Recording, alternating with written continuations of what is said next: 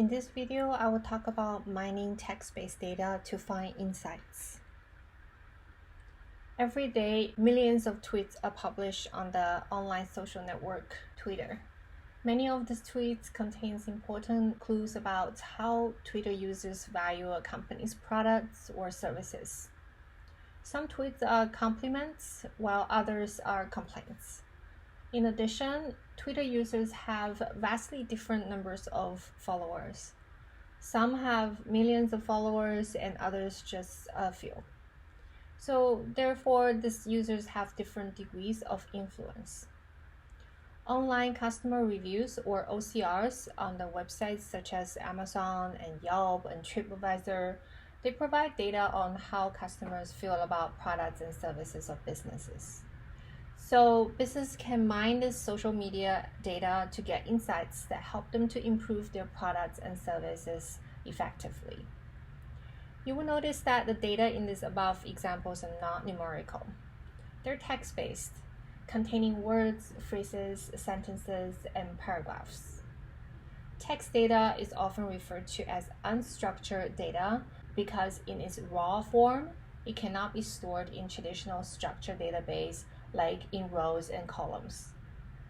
Other examples of unstructured data are audios and videos. So in here, we focus on text-based unstructured data. So data mining with text data is more challenging than data mining with traditional numerical data. That is because it requires more pre-processing to convert the text to an easier, usually numerical format for analysis.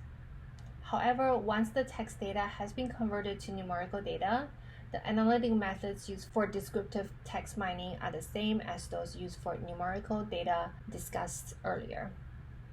So just like numerical data, text data may contain information that can help solve problems and lead to better decisions.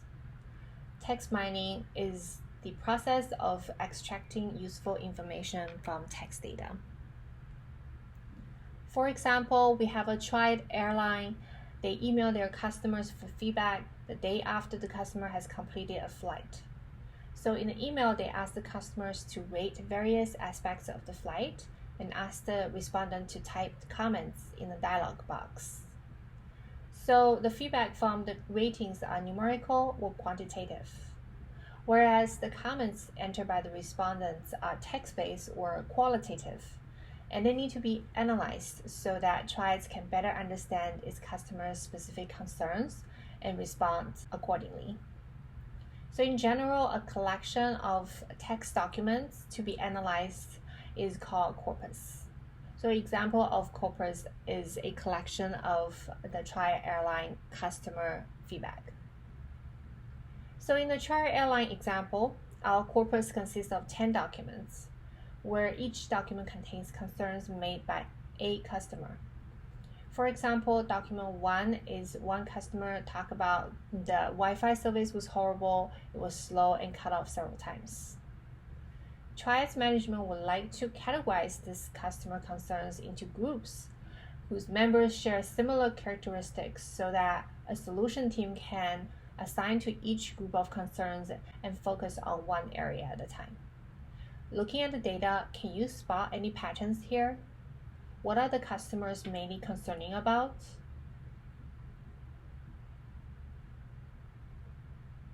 That's right, you may notice a list of frequently appeared terms in the customer comments, such as delayed, flight, horrible, recline, rude, seat, service, etc.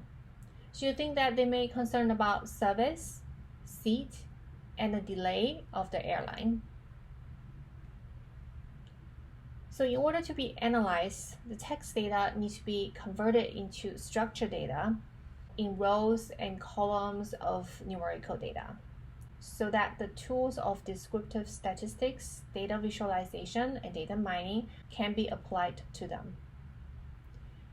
We can think of converting a group of documents into a matrix of rows and columns, where the rows correspond to a document and the columns correspond to a particular word in documents.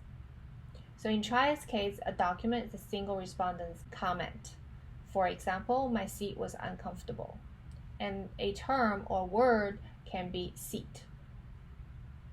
A presence or absence or binary term document matrix is a matrix with the rows representing documents and the columns representing words, and the entries in the columns indicating either the presence or the absence of a particular word in a particular document. That is to say, whether the word exists or not exists in a particular document. Creating a list of terms to use in the presence-absence matrix can be a complicated matter. Because too many terms results in a matrix with too many columns, which may be difficult to manage and could generate meaningless results. Too few terms, on the other hand, may miss important relationships. So often, term frequency along with the problem context are used as a guide.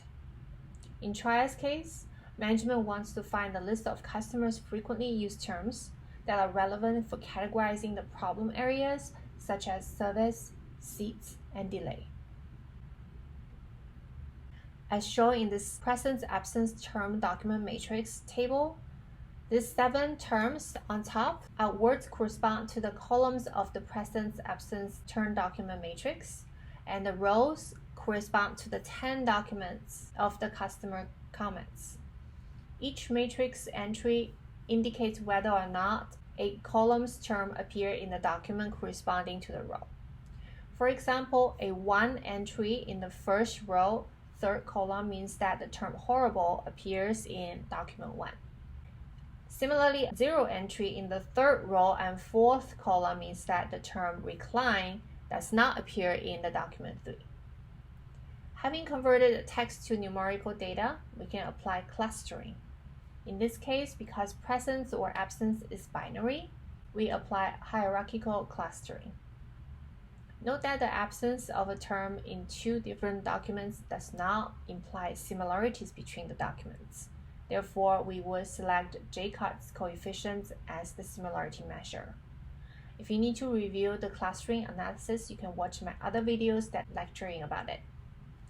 To measure similarities between the clusters, we use complete linkage. At the level of 3 clusters, hierarchical clustering results in the following group of documents. Cluster 1 contains document 1, 5, and 6. So those are the documents discussing mainly service issues. You can see the keywords of service, rude, horrible. Cluster 2 contains document 2, 4, 8, and 10. These are the documents discussing mainly seats issues. So you can see they have the keyword seat in them and recline. Cluster 3 contains document 3, 7, and 9. And these are the documents discussing schedule issues. You can see that they're using the word delayed and flight. With these 3 clusters identified, management can assign expert team to each of these clusters to directly address the concerns of the customers. In general, the text mining process converts unstructured data into numerical data and applies quantitative techniques.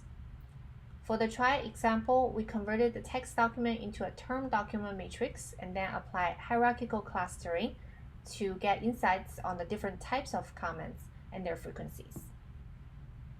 Converting documents to a term document matrix is not a simple task. Obviously, which term becomes the header of the columns in the term document matrix can greatly impact the analysis. So tokenization is a process of dividing text into separate terms, referred to as tokens. The process of identifying tokens is not straightforward.